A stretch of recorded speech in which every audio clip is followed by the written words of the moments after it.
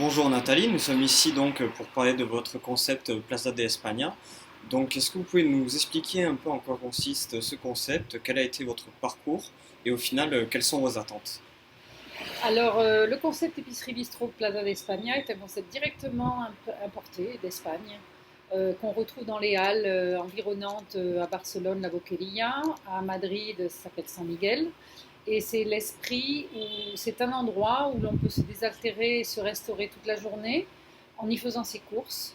Et donc, d'une part, on peut acheter les produits à la coupe, le vin, les produits de l'épicerie. Et d'autre part, on peut les goûter en se restaurant sur place pour pouvoir les emporter, puisqu'ils sont associés avec des produits frais du marché de saison. Et ça vous permet de découvrir ce qu'il y a dans les boîtes, dans les bocaux et en charcuterie, en fromage, et tout ce qui s'y trouve. Lorsque Plaza s'est mise en place, est-ce que c'était facile de s'implanter ici au Al-Jacker à Montpellier? Vous avez eu des Ça a été difficultés? un non, ça a été un concours de circonstances. J'avais proposé à différentes mairies. Montpellier a répondu avec beaucoup d'enthousiasme. Et donc j'ai visité le local, j'ai vu que c'était un endroit qui avait un potentiel.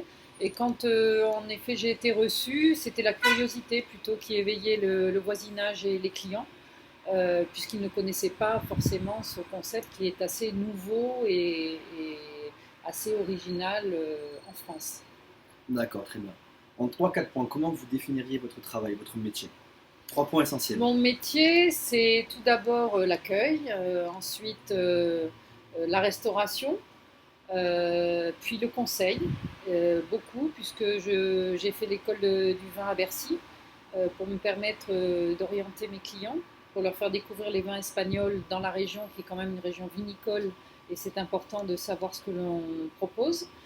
Et ensuite leur permettre de pouvoir associer les vins avec les mets qu'ils vont composer pour leur repas, pour leur apéritif, et c'est important aussi l'association. D'accord, donc pour vous, quelles sont les qualités primordiales dans votre métier? Je dis pas les points essentiels, mais les qualités. Comment Alors, faut-il les être pour réussir? qualités primordiales, je pense qu'il faut être quelqu'un de généreux déjà, d'attentif, Mhm. attentionné, savoir quelle est la recherche du client, quelle est sa demande. Et ensuite, il faut être convivial et savoir accueillir les personnes, les écouter et les conseiller, et patient. D'accord. Après 2 ans d'implantation sur Montpellier, euh, vu que vous travaillez dans la restauration et que forcément il y a quand même un certain dynamisme, quel bilan pouvez-vous tirer de ces 2 années passées sur Montpellier? Je dirais que le bilan est surtout vis-à-vis des clients et la réception et le retour que j'ai des clients, qui est très positif. Par les réseaux sociaux d'ailleurs, sur TripAdvisor et sur d'autres sites, j'ai été référencée avec des bons commentaires qui sont sincères. Et puis ensuite, je pense que je n'avais pas évalué l'incompréhension du concept épicerie bistrot, parce que pour moi Mhm. c'était tellement évident.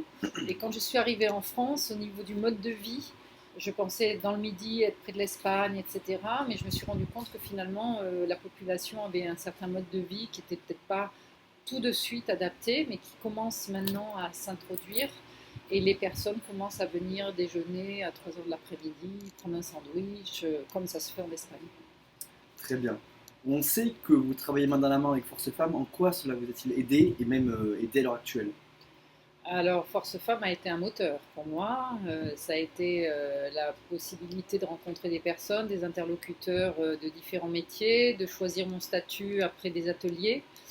Et ça m'a permis également de me présenter au prix de la créatrice Force Femme l'année dernière, 2013, qui est un prix très intéressant puisqu'il permet de remettre à plat tout le concept, pour lequel j'ai été finaliste. Et je compte bien cette année me présenter pour une deuxième fois pour peut-être avoir le prix. Mais c'est un réseau très important. On vous le souhaite, Nathalie. Avez-vous des projets futurs en ce qui concerne le développement de Plaza de España? Ah, bien sûr, parce que Plaza de España est un projet qui doit se transformer en franchise. Et donc pour cela, il y a une loi qui s'applique. C'est un projet qui doit être validé au bout de 3 ans. Ça s'appelle un business model. Et donc ce business model doit être validé et consolidé. Donc, d'une part, il y a une vitrine Internet qui va être mise en place en début 2015.